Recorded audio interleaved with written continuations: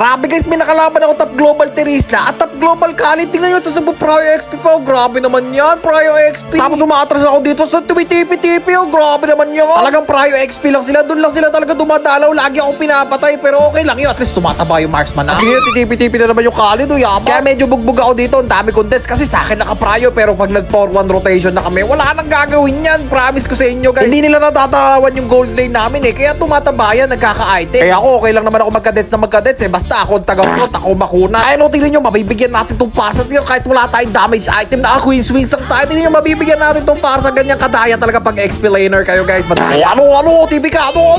Basta tuwing 5-man clutch at tatargetin nyo palagi yung mga malalambot. Tulad nito, yung marksman, yung obsidian, kayang-kaya natin yan guys. Walang damage sa atin yan. O diba, wipe out kalaban. Kanya-kanyang toka lang yan sa class. Para sa mga nagtatanong nga pala kung anong build at emblem ko dito kay Tuklas, nakadepende kasi guys sa lineup ng kalaban at lineup na. Tulad dito, lineup namin, wala kaming front. Ako magpo-front, kaya naka-defensive item ako. Balance build naman kapag balance yung lineup namin. Tapos naka-pure damage ako pag hotdog kalaban.